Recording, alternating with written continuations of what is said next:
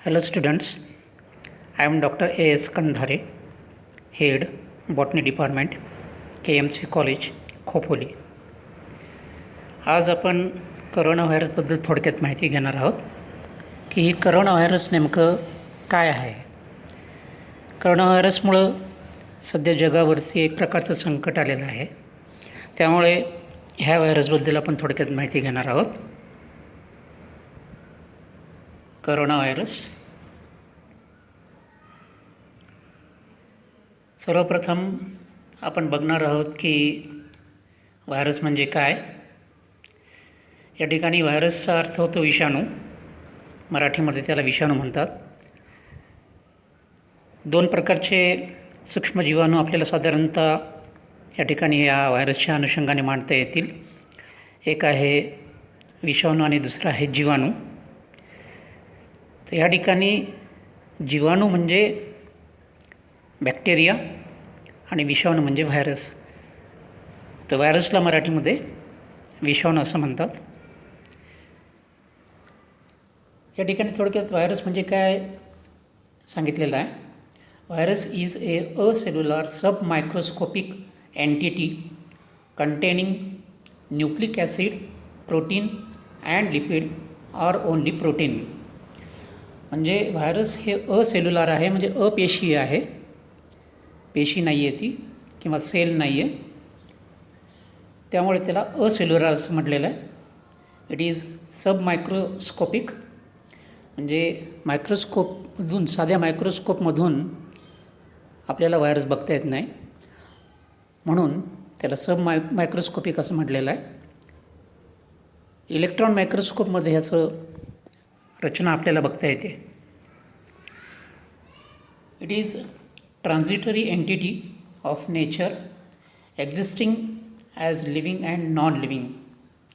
तर निसर्गाचा हा एक नमुना आहे व्हायरस. म्हणजे विषाणू हा एक निसर्गाचा एक वेगळी क्रिएशन आहे किंवा निर्मिती आहे, ज्यामध्ये विषाणू जेव्हा एखाद्या पेशीच्या बाहेर असतो, म्हणजे तो त्याने इन्फेक्शन केलेलं नसतं, सभोवतालच्या वातावरणामध्ये किंवा एन्व्हायरमेंटमध्ये जेव्हा ते असतं, त्यावेळेस ते एखाद्या पार्टिकलसारखं किंवा कणासारखं किंवा डेड थिंगसारखं ते त्याचे गुणधर्म असतात.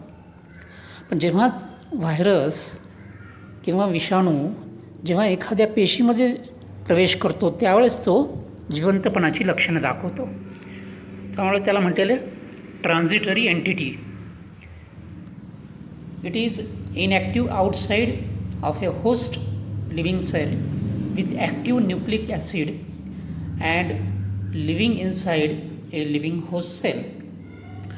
तेच मी आत्ता म्हटल्याप्रमाणे होस्ट सेल म्हणजे एखादी जिवंत पेशी, त्या पेशीमध्ये जेव्हा व्हायरस प्रवेश करतो, त्यावेळेस तो व्हायरस जिवंत असल्याचं लक्षण दाखवतो. परंतु जेव्हा व्हायरस एखाद्या सजीव पेशीच्या बाहेर असतो, वातावरणात असतो, तेव्हा तो नॉन लिव्हिंगसारखा किंवा ज्याला आपण इनॲक्टिव्ह स्टेट म्हणू, अशा स्थितीमध्ये तो आढळतो. Features of virus. आता विषाणूचे साधारण गुणधर्म काय आहेत ते आपण बघूया. विषाणू अतिशय सूक्ष्म आहे, जसं मी आत्ताच तुम्हाला म्हटलं. साधारण 20 ते 250 नॅनोमीटर एवढ्या रेंजमध्ये त्याची डायमेन्शन आहे. म्हणजे 100 पटीनं तो बॅक्टेरियापेक्षा लहान आहे. म्हणजे विषाणू हा जीवाणूपेक्षा 100 पटीनं बारीक आहे. म्हणजे कल्पना करा की तो किती बारीक आहे. There are 5 types of viruses. 5 प्रकारचे विषाणू साधारणतः आपल्याला सांगता येतील. एक आहे डबल स्ट्रँडेड DNA असलेला विषाणू. अशा प्रकारचा विषाणू की ज्याच्यामध्ये DNAचे जे काही मॉलिक्यूल आहेत ते डबल स्ट्रँडेड असतात. दुसऱ्या प्रकारचा आहे सिंगल स्ट्रँडेड DNA मॉलिक्यूल असलेला व्हायरस. अशा प्रकारचा व्हायरस की ज्याच्यामध्ये DNAची एकच स्ट्रँड आहे. 3 नंबरचा आहे डबल स्ट्रँडेड RNA व्हायरस. अशा प्रकारचा व्हायरस ज्याच्यामध्ये RNAचे स्ट्रँड डबल आहेत. चौथा प्रकार आहे प्लस सिंगल स्ट्रँडेड mRNA असलेला विषाणू. म्हणजे काही विषाणूमध्ये प्लस प्रकारातली mRNA स्ट्रँड असते. आणि पाचवा प्रकार आहे मायनस सिंगल स्ट्रँडेड mRNA. म्हणजे अशा प्रकारचा विषाणू की ज्याच्यामध्ये RNA आहे परंतु तो मायनस प्रकारातला mRNA आहे. आणि सहावा प्रकार आहे RT single stranded RNA. RT म्हणजे रिव्हर्स ट्रान्सक्रिप्टेज नावाचं एन्झाईम असलेलं व्हायरस RNA. तर अशा प्रकारे साधारणतः आपल्याला वैज्ञानिक भाषेमध्ये व्हायरसेसचे किंवा विषाणूचे 6 प्रकार आपल्याला सांगता येतात. आता व्हायरस जे आहेत हे कशाच्या बनलेले आहेत, तर ह्या ठिकाणी महत्त्वाची गोष्ट आपण लक्षात घेतली पाहिजे की व्हायरस कन्सिस्ट ऑफ म्हणजे biochemically consist of protein plus lipid or only protein plus nucleic acid either DNA or RNA. म्हणजे व्हायरसची जी रचना आहे त्याचं जे काही शरीर बनलेलं आहे व्हायरसचं आपण म्हणूया, तर त्यामध्ये काय प्रामुख्याने प्रोटीन आढळतं. प्रोटीनसोबत लिपिड असू शकतं किंवा फक्त प्रोटीन असू शकतं आणि त्याच्यासोबत न्यूक्लिक ॲसिड हे असतं. मग न्यूक्लिक ॲसिडचे 2 प्रकार आहेत, DNA आणि RNA. तर ह्या DNA किंवा RNAपैकी एक प्रकारचं न्यूक्लिक ॲसिड व्हायरसमध्ये असू शकतं. एक तर DNA असेल किंवा RNA असेल. तर अशा प्रकारे आपल्या लक्षात येईल की व्हायरसमध्ये फार काही बायोकेमिकल्स नाही आहेत, जैवरसायनं नाही आहेत, तर प्रोटीन, लिपिड आणि न्यूक्लिक ॲसिड ह्यापासूनच व्हायरस हे तयार झालेलं आहे. म्हणजे इतकं त्याचं साधं ऑर्गनायझेशन किंवा रचना आहे. त्यानंतर आपल्याला असं बघता येईल की virus invades host cell and use its machinery that is cell organelles for its own reproduction. या ठिकाणी आपल्याला असं बघता येईल की व्हायरस ह्या परावलंबी आहेत. व्हायरसला स्वतःचं मेटाबॉलिझम किंवा फिजिओलॉजी नाही आहे. व्हायरस स्वतःचं रिप्रोडक्शन किंवा प्रजनन स्वतः करू शकत नाही. मग व्हायरस काय करतं, तर व्हायरस परावलंबी आहे, पूर्णतः परावलंबी आहे. त्याचं जीवन म्हणजे काय, फक्त रिप्रोडक्शन करणं एवढंच त्याचं जीवन आहे. त्यामुळे व्हायरस हे आहे ते एखाद्या यजमान पेशीमध्ये किंवा होस्ट सेलमध्ये जेव्हा प्रवेश करतं तेव्हा स्वतःचं रिप्रोडक्शन करतं, बाकी काहीही करत नाही. स्वतःच्या संख्या वाढवणं हेच व्हायरसचं काम आहे. म्हणजे दुसऱ्या शब्दात सांगायचं झालं तर व्हायरस किंवा विषाणू हा दुसऱ्यांच्या पेशीमध्ये प्रवेश करून स्वतःची प्रजाती संख्या वाढवतो. म्हणजे काय, तर दुसऱ्याच्या स्वयंपाकघरात घुसून तेथील सामग्री वापरून स्वतःची भूक शमवणे आणि शेवटी स्वयंपाकघर उद्ध्वस्त करून पळ काढणे, असं हे व्हायरसचं वागणं आहे. म्हणजे मराठीमध्ये जर सांगायचं झालं तर हा जो विषाणू आहे हा कसा आहे, तर इथं उदाहरण म्हणून हे दिलेलं आहे मी तुम्हाला की जसा एखादा व्यक्ती समजा आपल्या स्वयंपाकघरामध्ये आला, कुठलाही एखादा अनोळखी व्यक्ती, आणि आपल्या स्वयंपाकघरामध्ये येऊन त्या ठिकाणी उपलब्ध असलेली सगळी सामग्री, समजा पीठ असेल, डाळ असेल, मीठ मिरची असेल, हे सगळं आपल्या घरामध्ये शिरून त्यानं त्या स्वयंपाकघरामध्ये शिरून स्वयंपाक केला आणि खाऊन पिऊन पोट भरलं आणि नंतर आपला स्वयंपाकघर उद्ध्वस्त करून तो पळून गेला. म्हणजे अशा प्रकारे हे व्हायरस काय करतं, ह्या उदाहरणासारखं की दुसऱ्या पेशीमध्ये ते प्रवेश करतं. दुसऱ्या पेशीमध्ये प्रवेश करून त्या ठिकाणी जी काही यंत्रणा आहे, जी काही साधनसामुग्री आहे, त्याचा उपयोग करून स्वतःचं प्रजनन किंवा स्वतःची संख्या वाढवतं आणि त्या सेलला जाता जाता नष्ट करून, उद्ध्वस्त करून आपलं स्वतःचं प्रजनन करून घेऊन आपल्या संख्या वाढून तो तिथून बाहेर पडतो. अशा प्रकारे हे व्हायरस डेंजरस आहे. म्हणून या ठिकाणी व्हायरस डेंजरस का म्हटलेलं आहे, त्याचा प्रसार का जोरात होतो, तर त्याचं इन्फेक्शन करण्याची क्षमता किंवा होस्ट सेलला इन्फेक्शन करण्याची जी क्षमता आहे ती अतिशय जास्त आहे. म्हणून तुम्ही साधारण ऐकलं असेल की एखादं व्हिडिओ व्हायरल करणे असा शब्द आहे बघा, की हा व्हिडिओ व्हायरल झाला. तर व्हायरल झाला म्हणजे काय, फास्ट पसरला तो व्हिडिओ व्हॉट्सॲपवरती किंवा सोशल मीडियावरती त्याचा प्रसार खूप गतीनं झाला. ह्या अर्थानं आपण म्हणतो की व्हिडिओ व्हायरल झाला. ते काही ॲक्च्युली व्हायरल होत नाही तो व्हिडिओ म्हणजे, परंतु त्या व्हिडिओचा प्रसार, एखादं व्हिडिओ क्लिप आहे त्याचा प्रसार अतिशय फास्ट झाला, ह्या अर्थानं आपण म्हणतो व्हिडिओ व्हायरल झाला. आपण म्हणत नाही की व्हिडिओ बॅक्टेरियल झाला, व्हिडिओ व्हायरल होणे. म्हणजे याच्यावरून आपल्या लक्षात येईल की व्हायरस जो आहे, विषाणू जो आहे, तो किती जोरात, किती गतीनं पसरतं, इन्फेक्शन करू शकतो, ह्याचं ते उदाहरण आहे. तर या ठिकाणी आता आपण बघूया की हा करोना व्हायरस आहे. हा करोना व्हायरस नेमका कसा आहे? The virus is called COVID-19. It is a short form of, he short form आहे. कशाचं शॉर्ट फॉर्म आहे? तर कोरोना व्हायरस डिसीज 2019 ह्याचं काही शब्द निवडून ह्याचा शॉर्ट फॉर्म बनवलेला आहे COVID-19. ह्या ठिकाणी बघितलं आपण की हे लाल अक्षर आपण बघतो आहे. कोरोनाचं CO घेतलं, व्हायरसचं VI घेतलं आणि डिसीजचं D घेतलं, 2019 घेतलं. तर अशा प्रकारे शब्द छोटासा एक शॉर्ट फॉर्म शब्द तयार झाला आहे COVID-19. तर थोडक्यात ह्या करोना व्हायरसला COVID-19 हे नामकरण हे अशा पद्धतीनं पडलं आहे.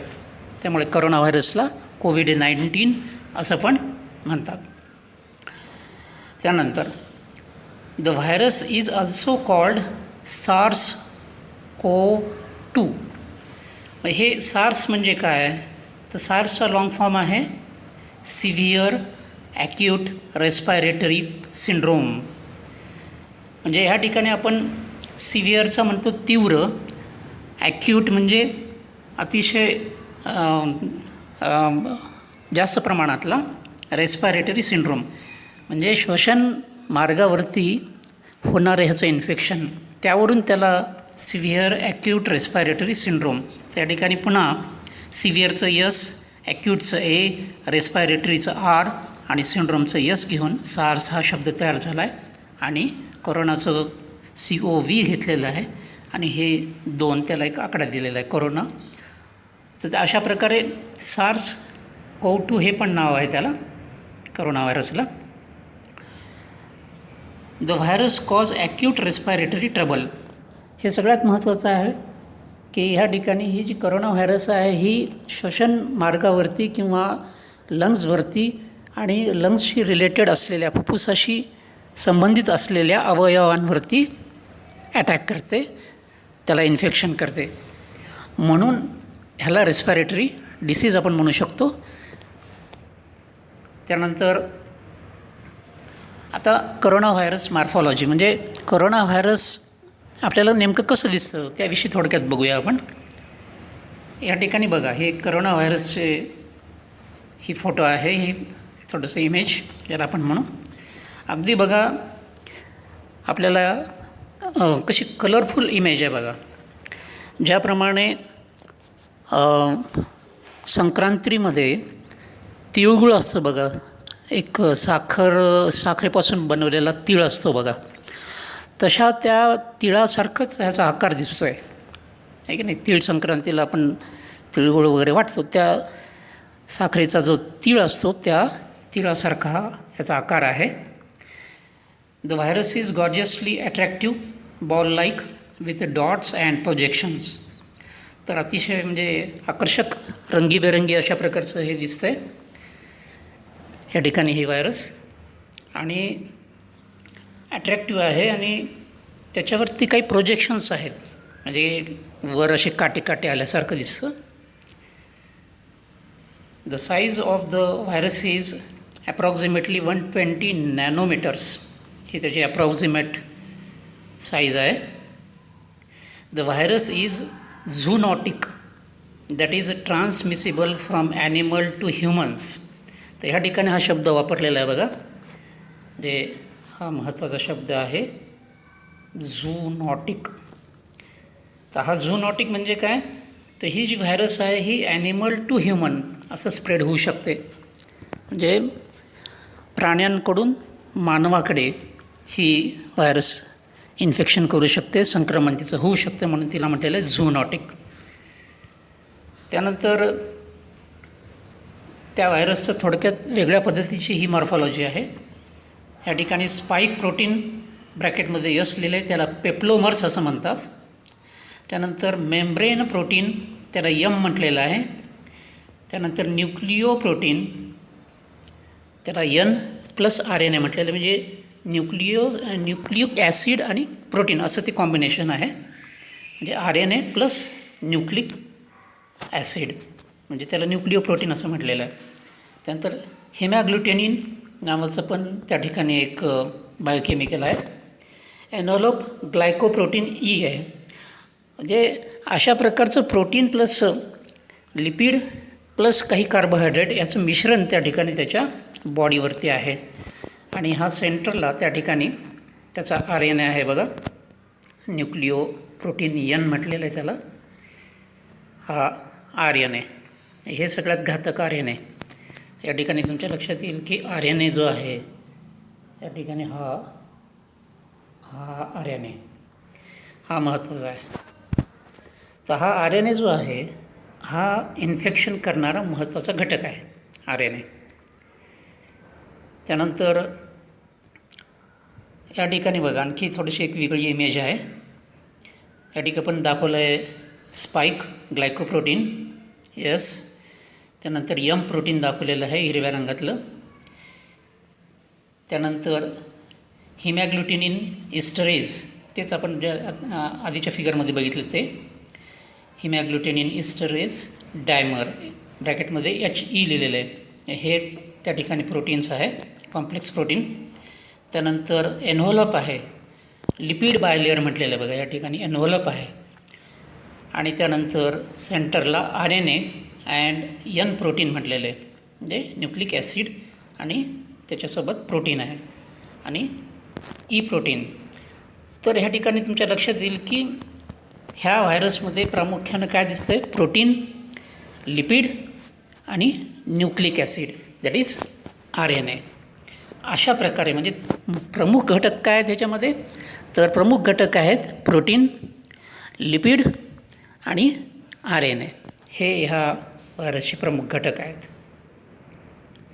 त्यानंतर दुसरा एक प्रश्न असा आपल्याला मनामध्ये येतो की why the name is corona given to this virus. Why the name is corona virus, म्हणजे या ठिकाणी व्हायरसला करोना व्हायरस का म्हटलेलं आहे. तर थोडक्यात आपल्याला त्याचं विश्लेषण असं देता येईल. The word corona in Latin means crown. Crown म्हणजे तुम्हाला माहीत असेल की मुकुट म्हणतो आपण, क्राऊन म्हणजे मुकुट. The word corona in Latin means crown. Latin भाषेमध्ये करोनाचा अर्थ होतो crown. The virus appear as a crown hence the name. तर ही जी व्हायरस आहे, हा जो विषाणू आहे हा मुकुटासारखा दिसतो आहे. मुकुट म्हणजे राजाचा वगैरे मुकुट असतो ना डोक्यावरती ठेवायचा, तर तशा प्रकारचं हे व्हायरसची रचना आहे. बाहेरून तसं दिसतं म्हणून त्याला करोना असा शब्द लॅटिनमध्ये म्हटलेला आहे. या ठिकाणी बघा हे क्राऊन दाखवलेलं आहे बघा, म्हणजे हे डोक्यावरचा मुकुट क्राऊन आहे की नाही, हे महत्त्वाचं आहे या ठिकाणी. म्हणजे तुमच्या लक्षात येईल की हा जो मुकुट दाखवलेला आहे या ठिकाणी हा दिस इज क्राऊन, तर त्यामुळे त्याचं नाव आहे करोना. पुढे आपल्याला त्याचं जे नाव आहे करोना त्यासाठी दुसरं एक कारण आहे की the virus also appear like the halo around the sun especially during solar eclipse.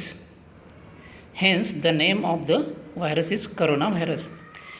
तर आपण बघितलं की सूर्य जो आहे त्या सूर्याला जेव्हा ग्रहण लागतं आणि त्याला आपण सोलार इक्लिप्स असं म्हणतो, तर लागल्यानंतर त्याला कंकणाकृती ग्रहण ज्याला आपण म्हणतो, तर त्यावेळेस जे सूर्याचं जी की इमेज दिसते तसं हा करोनाला एक प्रकारचं काय म्हणता येईल क्राऊन आहे, त्यामुळे त्याला करोना म्हटलेलं आहे. बघा या ठिकाणी हे बघा सूर्याच्या भोवताली हे असलेलं कंगन, तर हे असं असं थोडक्यात त्याला हॅलो म्हणू आपण याला, हॅलोसारखं ते दिसतं म्हणून त्याला करोना हे नाव पडलेलं आहे. म्हणजे दोन गोष्टी आहेत, एकतर मुकुटासारखं दिसतं आणि सूर्यामधला जो करोना भाग आहे त्याच्यासारखं ते दिसतं म्हणून त्याला करोना व्हायरस असं म्हटलेलं आहे. आता मेकॅनिझम ऑफ व्हायरस म्हणजे ह्या व्हायरसचं मेकॅनिझम म्हणजे ते कसं ॲक्शन करतं थोडक्यात अगदी शॉर्टमध्ये आपण साध्या भाषेमध्ये ते बघूया, की फार त्याचं बायोलॉजिकल डिटेल्समध्ये जायचं नाही आपल्याला. की हे जे व्हायरस आहे ते काय करतं, the virus establish contact with target cell through receptors.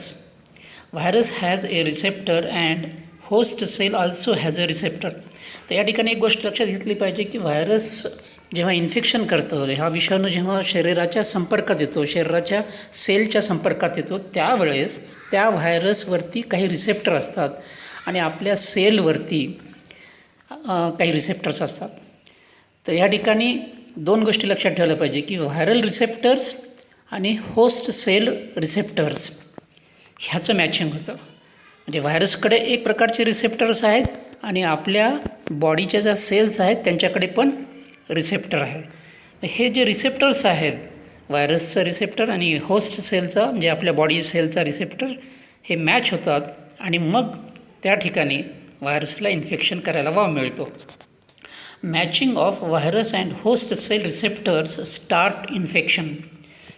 तर इन्फेक्शन होण्यासाठी आपल्याला इन्फेक्शन कधी होतं, तर होस्ट म्हणजे आपली बॉडी सेल आणि व्हायरसचं रिसेप्टर याच्यामध्ये मॅचिंग होते.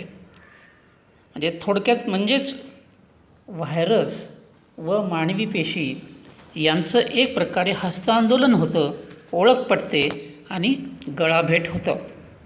तर या ठिकाणी मग हे लक्षात येईल तुमच्या की व्हायरस आणि मानवी पेशी ह्यांचं एक प्रकारे हस्तांदोलनच होतं. सेलमध्ये हे व्हायरस जाणार आहे, त्या सेलवरती काही रिसेप्टर्स आहेत. तर ह्या ठिकाणी आपल्याला बघता येईल ह्या छोट्याशा व्हिडिओमध्ये की व्हायरस पार्टिकलवरचे रिसेप्टर आणि होस्ट सेलवरचे रिसेप्टर ह्याच्यामध्ये एक प्रकारचं इंटरॅक्शन होतं, एक प्रकारचं मॅचिंग होतं. म्हणजे व्हायरल रिसेप्टर आणि होस्ट सेल रिसेप्टर हे एकमेकाला मॅच होतात आणि त्यानंतर मग व्हायरस त्या होस्ट सेलमध्ये प्रवेश करते आणि इन्फेक्शन करते. तर हे इन्फेक्शन कशा प्रकारे होतं हे आपल्याला ह्या ठिकाणी बघता येईल. तर ह्या ठिकाणी ही छोटीशी क्लिप आहे की ही बघता येईल की ह्या ठिकाणी बघा, हे सरफेस आहे, होस्ट सेलचा सरफेस आहे. म्हणजे फॉर एक्झाम्पल आपल्या रेस्पिरेटरी ट्रॅकचा हा सेलचा सरफेस आहे, एपिथेलियल सेल्स म्हणू आपण याला. हा व्हायरसचा एक पार्टिकल या ठिकाणी बारीक काळा डॉट दिसतो आहे, तो व्हायरस आहे. तो व्हायरस असा बघा ह्या होस्ट सेलच्या सरफेसच्या कॉन्टॅक्टमध्ये आलेला आहे. हे बघा, हे कोरोना व्हायरस नाही आहे, पण एक उदाहरण म्हणून ही व्हायरस आपण ह्या ठिकाणी बघतो आहोत.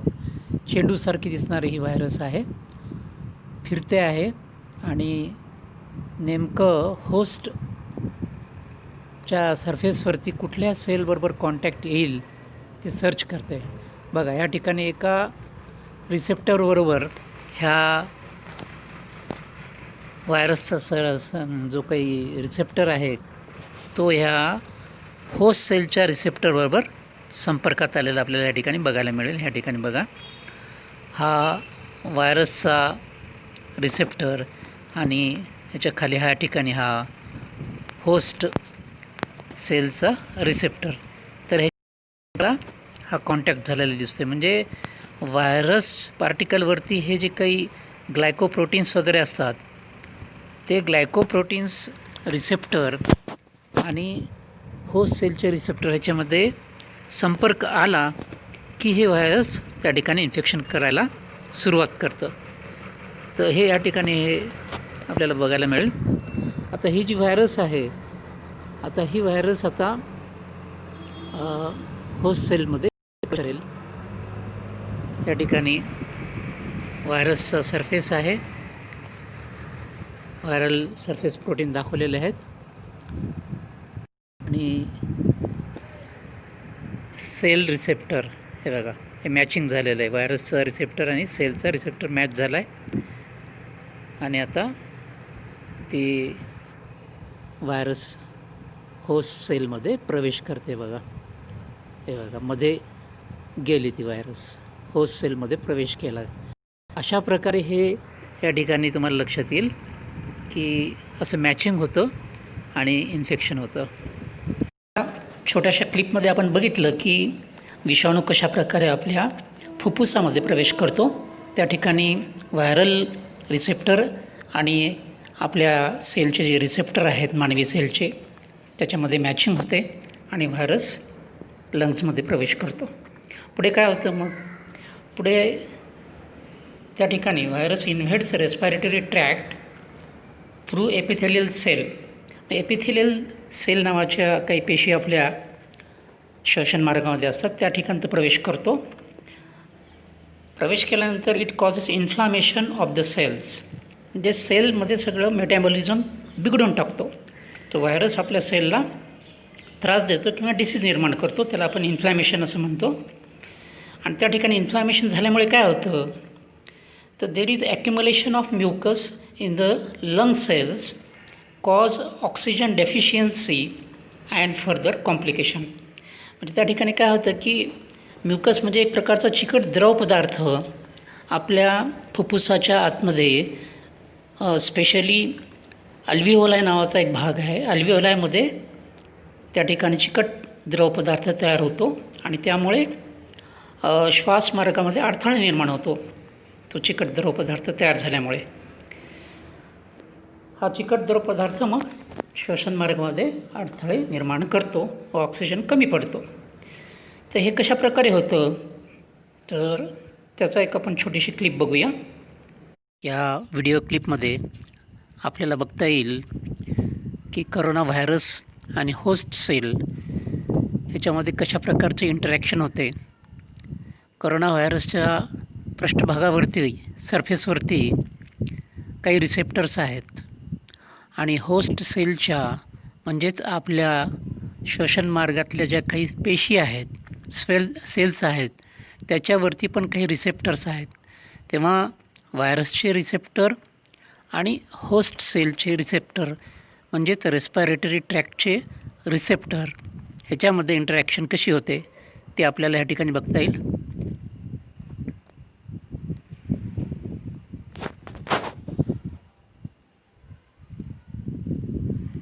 आता या ठिकाणी ही व्हायरस होस्ट सेलच्या रिसेप्टरला कॉन्टॅक्ट करते बघा. या ठिकाणी होस्ट सेल आणि व्हायरस या दोघांमध्ये ह्या ठिकाणी आपल्याला कॉन्टॅक्ट झालेला दिसतो. पुन्हा ह्या ठिकाणी आपल्याला बघता येईल, हे बघा,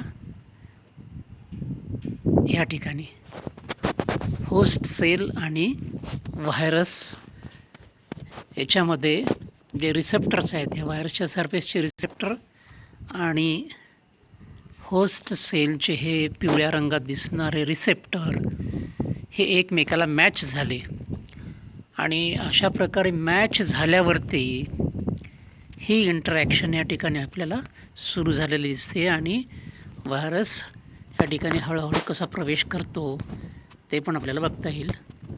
आता हे व्हायरस बघा ह्या होस्ट सेलमध्ये अशा प्रकारे हळूहळू सेल मेम्ब्रेनमधून प्रवेश करत आहे. हे अशा प्रकारे सेलच्यामध्ये व्हायरस आलं आहे आणि आता हे जे व्हायरस आहे याचा जो RNA आहे तो रायबोसोम बरोबर कंबाईन होऊन प्रोटीन सिंथेसिस करतो.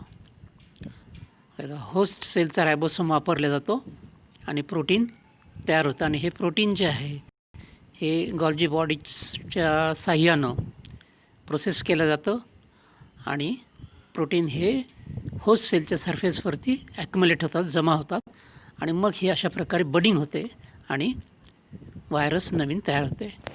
आता हे व्हायरस कशा प्रकारे न्यूमोनिया करतं हे आपल्याला इथं बघता येईल की हे व्हायरस आपल्या लंग्समध्ये प्रवेश करून, आपल्या श्वसन मार्गामध्ये प्रवेश करून कशा प्रकारे न्यूमोनिया क्रिएट करतं ते आपल्याला या ठिकाणी बघता येईल.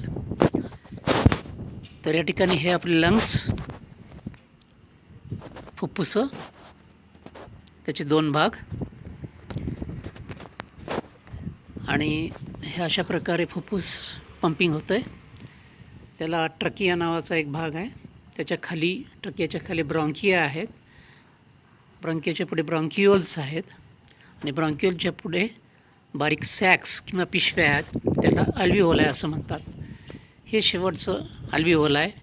पिशवी किंवा बलूनसारखा किंवा फुग्यासारख्या ह्या अल्व्हिओलाय आहेत आणि त्या अल्व्हिओलायच्या वरती ब्लड कॅपिलरीज आहेत, म्हणजे बारीक बारीक केश वाहिन्याचे जाळे आहे त्या अल्व्हिओलायला चिटकून आहेत. त्या अल्व्हिओलायच्या वरती हे कॅपिलरीज आहेत. आता हे जे आहे अल्व्हिओलाय,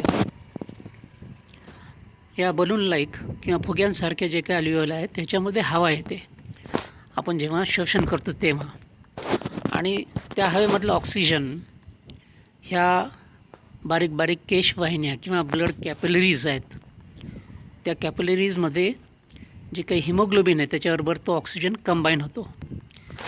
या ठिकाणी आपल्याला बघता येईल की हे अल्व्हिओलाय हे बघा कशा फुगत आहेत, आकुंचनाने प्रसरण पावत आहे, पंपिंग चालू आहे. ह्या ठिकाणी बघा ह्या ब्लड कॅपिलरीज आणि अल्व्हिओलाय याच्या आतमध्ये पंपिंग होते, म्हणजे हवा येते आणि बाहेर पडते, हे पंपिंग. आणि मग हे असं होत असताना ह्या ठिकाणी ऑक्सिजन आणि कार्बन डायऑक्साईडचं एक्सचेंज होतं आहे. बघा ऑक्सिजन हवेतला मध्ये चालला आहे ब्लडमध्ये, ब्लडमधला कार्बन डायऑक्साईड बाहेर, म्हणजे ह्या अल्व्हिओलायमध्ये हे अशा प्रकारचं एक्सचेंज ऑफ गॅसेस होतं, म्हणजे आपल्याला ऑक्सिजन आपल्या बॉडीला मिळतं आहे. हे बघा हे अशा प्रकारे पंपिंग आहे, दोन्ही लंग्समध्ये चालू आहे. आणि हे सिलिया आहेत, ह्या रेस्पिरेटरी ट्रॅकमध्ये असतात, हे हेअर लाईक स्ट्रक्चर्स आहेत. तर हे हेअर लाईक स्ट्रक्चर्स जे आहेत सिलिया, हे एक प्रकारचं मोशन आहे, त्याला एक प्रकारची मूवमेंट आहे, ज्यामुळे काही पार्टिकल्स किंवा काही बॅक्टेरिया व्हायरसेस काही बारीक कण जे आपल्या श्वसन मार्गामध्ये येतात ते त्याला बाहेर फेकतात. ह्याची जी मुवमेंट आहे ही ब्रशसारखी मुवमेंट होते, एक प्रकारची हालचाल झाल्यामुळे अनवॉन्टेड नको असलेले पार्टिकल बाहेर पडतात. आता ह्या ठिकाणी ह्या ज्या सेल्स आहेत ह्या इम्युन सिस्टीमच्या सेल्स आहेत. जर काही इन्फेक्टिव्ह मटेरियल किंवा अनवॉन्टेड मटेरियल, अँटीजेनिक मटेरियल जर बॉडीमध्ये आले तर ह्या इम्युन सेल त्याला खाऊन टाकतात. बघा हे कशा प्रकारे खात आहेत, हे बघा ह्याला गिळंकृत करतात. आणि हे इम्युन सिस्टीमचा प्रकार आहे हा. या ठिकाणी आपली इम्युन सिस्टीम जर चांगली असेल तर ह्या ठिकाणी हे जे काही फॉरेन मटेरियल आहे, जे काही पार्टिकल्स आहेत, व्हायरसेस आहेत, त्याला ह्या इम्युन सिस्टीमच्या सेल गिळंकृत करतायत, स्वॅलो करतायत. पण समजा आपली जी इम्युन सिस्टीम चांगली नसेल तर मग ही व्हायरस अटॅक करणार आपल्या लंग्सवरती. आणि ह्या अल्व्हिओलायमध्ये इन्फ्लामेशन होतं, एक प्रकारचं इरिटेशन होतं आणि ह्या ठिकाणी फ्लुईड जमा होतो, म्युकस. ह्या ठिकाणी अल्व्हिओलायमध्ये फ्लुईड जमा व्हायला लागला आहे, म्हणजे आता ह्या ठिकाणी व्हायरल इन्फेक्शन होऊन हा जो सरफेस आहे अल्व्हिओलायचा हा इन्फेक्टेड आहे आणि याच्या आतमध्ये एक फ्लुईड जमा व्हायला लागलं. आणि हे फ्लुईड जमा झाल्यामुळे ऑक्सिजन प्रॉपरली मिळत नाही आणि एक्सचेंज ऑफ गॅसेस होत नाही, आणि ह्या ठिकाणी मग ब्लॉकिंग होतं आणि मग रेस्पिरेशनला त्रास होतो. बघा ह्या ठिकाणी फ्लुईड तयार झालं आणि आता ऑक्सिजन ब्लॉक होतो आणि मग न्यूमोनिया होतो. हा अशा प्रकारे लोबार न्यूमोनिया म्हणतात त्याला, किंवा ब्रॉन्किओ न्यूमोनिया. हे अशा प्रकारे न्यूमोनिया होतो आणि त्यानंतर मग श्वास घ्यायला त्रास होतो. या ठिकाणी आपल्याला बघायला difficulty breathing, chest pain, coughing आणि फीवर, कन्फ्युजन वगैरे अशा प्रकारचे काही चिन्ह दिसायला लागतात. आणि मग व्हेंटिलेटर लावण्याची बघितलं की करोना व्हायरस कशा प्रकारे फुफ्फुसावरती अटॅक करतो आणि आपल्या फुफ्फुसाला त्या ठिकाणी डिसीज निर्माण करून श्वसन मार्गात अडथळा निर्माण करतो. आता या ठिकाणी करोना व्हायरसला टाळण्यासाठी साबणाने हात धुण्यात यावेत 20 सेकंदासाठी, असं जाहिरातीमध्ये वारंवार सांगितलं जातं. ते आपल्याला या ठिकाणी बघता येईल की why use soap to wash hands to prevent spread of कोविड-19. तर साबण कशासाठी वापरायचे, वारंवार साबणाने हात 20 सेकंदासाठी कशासाठी धुवायचे? त्या पाठीमागचं कारण आहे की साबण हे तेलयुक्त पदार्थ किंवा स्निग्ध पदार्थ जे आहेत त्यांना धुवून काढतो, हात स्वच्छ करतो. ते साबणाचं वैशिष्ट्य आहे. आपण बघितलं की करोना व्हायरसचं जे काही वेष्टन आहे, त्या विषाणूचं जे काही वेष्टन आहे त्यामध्ये protein, glycoprotein, nucleic acid ह्यासोबत lipid पण आहे. म्हणजे करोना व्हायरसचं जे काही वेष्टन आहे त्याच्यामध्ये लिपिड म्हणजे स्निग्ध किंवा तेलयुक्त पदार्थ पण आहेत. तर त्या तेलयुक्त पदार्थाला साबणाने जर नष्ट केलं तर ती व्हायरस इन्फेक्शन करण्याच्या लायक राहत नाही. हे त्याच्या पाठीमागचा मुख्य उद्देश आहे. As we learned that the virus has a cover partially made up of lipid material, म्हणजे त्यामध्ये लिपिड आहे. त्यानंतर lipid material can be washed off with soap, म्हणजे साबणाच्या पाण्यानं आपल्याला तेलयुक्त पदार्थ धुवून काढता येतात. तर ते पदार्थ धुतल्यानंतर आपल्याला व्हायरसला कंट्रोल करता येईल. When lipid membrane is destroyed by soap the virus becomes inviable for infection, म्हणजे त्याची व्हायबिलिटी नष्ट होते, म्हणजे ती व्हायरस इन्फेक्शन करू शकत नाही. साबणामुळे व्हायरसचे संरक्षक वेष्टन अर्थात रिसेप्टर्स नष्ट होतं आणि व्हायरस हतबल होतो. म्हणजे थोडक्यात ते व्हायरस काय होतं, डिॲक्टिवेट होतं, इन्फेक्शन करण्याच्या लायक राहत नाही. तर ते कसं घडतं त्याबद्दलचं एक छोटंसं क्लिप आपण या ठिकाणी बघणार आहोत. या छोट्याशा व्हिडिओमध्ये, या क्लिपमध्ये आपण बघणार आहोत की करोना व्हायरसला जर थोपवायचं असेल तर हात धुणे हा त्याच्यातला महत्त्वाचा भाग आहे. साबणाने वारंवार हात धुवा 20 सेकंदापर्यंत, असं वारंवार जाहिरातीमध्ये सांगण्यात येतं.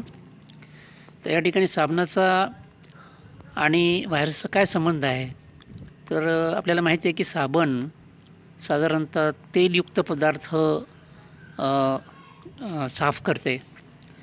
म्हणजे पाणी साबण याचं मिश्रण जे आहे हे तेलयुक्त किंवा तेलकट पदार्थ किंवा स्निग्ध पदार्थ यांना धुवून काढतं. तर ह्या ठिकाणी हेच तत्त्व या ठिकाणी वापरलेलं आहे. करोना व्हायरसचं जे काही वेष्टन आहेत, कवर्स आहेत, त्या कवर्समध्ये ग्लायकोप्रोटीनसोबत लिपिड पण आहे. लिपिड म्हणजेच तेलयुक्त पदार्थ किंवा स्निग्ध पदार्थ. तर करोना व्हायरसचं जे काही कोटिंग आहे, कव्हर आहे, ते ग्लायकोप्रोटीन आणि लिपिड असं तयार झालेलं आहे. तर ह्या ठिकाणी करोना व्हायरसचं जे काही स्निग्ध पदार्थयुक्त जे काही कव्हर आहे, वेष्टन आहे, त्याला साबणानं आपल्याला धुता येतं, नष्ट करता येतं. आणि ते वेष्टन ज्याला आपण म्हणू की लिपिड बायलेयर, जे व्हायरसचं कोटिंग आहे, ते लिपिड बायलेयर साबणाच्या पाण्यामुळे धुवून निघतं, नष्ट होतं. आणि असं नष्ट झाल्यामुळं ती जी व्हायरस आहे ती तेवढी व्हायबल किंवा इन्फेक्शन करण्याच्या लायकीची राहत नाही. हे त्याच्या पाठीमागचा उद्देश आहे. ते कसं हे ह्या ठिकाणी आपल्याला बघता येईल. तर हे साबण लावल्यानंतर काय होतं की चिकट जे काही पदार्थ आहेत, तेलयुक्त पदार्थ, तर ह्या ठिकाणी हे साबण पाण्यामध्ये विरघळल्यानंतर साबणाचा जो काही फेस तयार होतो त्याच्यामध्ये हे साबणाचा हा कण दाखवलेला आहे हिरव्या रंगाचा. तर हे साबणाचा जो कण आहे किंवा हे मॉलिक्यूल आहे ह्याला 2 टोक आहेत. हा इथे पुढचं टोक आणि मागचं टोक असे 2 टोक आहेत. या ठिकाणी आपल्याला बघता येईल. हे बघा, त्याला हेड म्हटलेलं आहे. आणि दुसरं जे काही टोक आहे, म्हणजे ह्या ठिकाणी हे दुसरं टोक आहे लिपिड, म्हणजे हे पुन्हा आपल्याला बघता येईल या ठिकाणी. हे बघा, ह्या ठिकाणी हे हेड, हे हेड म्हणजे हा साबणाचा कण आहे. सोप मॉलिक्यूल, त्याला इथे हेड म्हटलेलं आहे. हे एक टोक आणि दुसरं एक टोक आहे. तर हे जे हेड आहे हे हायड्रोफिलिक आहे, म्हणजे पाण्याला आकर्षित करतं. आणि ही जी टेल आहे शेपूट, ती हायड्रोफोबिक आहे, म्हणजे ती पाण्याला रिपेल करते किंवा स्निग्धयुक्त पदार्थ जे आहेत किंवा लिपिड असणारे जे काही पदार्थ आहेत त्याला ते आकर्षित करतं, म्हणजे हेड आणि टेल. तर या ठिकाणी बघा हे लिपिड टेल म्हटलेलं आहे. तर हेड आणि टेल असलेलं हे साबणाचा हा मॉलिक्यूल, म्हणजे साबणाचा हा जो मॉलिक्यूल आहे हा बायपोलार आहे. ह्या ठिकाणी रासायनिक अभिक्रिया होते. तर या ठिकाणी हे साबणाचा कण आणि तेलयुक्त कण यांची रिॲक्शन आहे. हे बघा, हे तेलयुक्त पदार्थ आणि हे हिरव्या रंगातले साबण, त्याचे कण, हे कसं तेलयुक्त पदार्थाला अगदी म्हणजे एकत्र करतात आणि त्याचा असा गठ्ठा बनवतात आणि हे तेलयुक्त पदार्थ काढून टाकतात. म्हणजे साबण जे आहे तेल रिमूव्ह करतं, तेल काढून टाकतं, तेलयुक्त पदार्थ काढून टाकतं. तर हे अशा प्रकारे, म्हणजे त्या साबणाचे जे काही मॉलिक्यूल आहेत ते हायड्रोफोबिक टेल ज्याला आपण म्हणू, त्याच्या साह्यानं तेलयुक्त पदार्थाशी खेचून काढतात. तर आता ह्याचा उपयोग कसा होतो, तर ह्या ठिकाणी बघा हे व्हायरस आहे, कोरोना व्हायरस. आता ह्या व्हायरसचे जे काही बाहेरची कोटिंग आहे ती दाखवली ह्या ठिकाणी. तर आतमधलं जे काही भाग आहे व्हायरस त्या ठिकाणी दिलेलं आहे RNA जिनोम आणि न्यूक्लिओ कॅप्सिड प्रोटीन.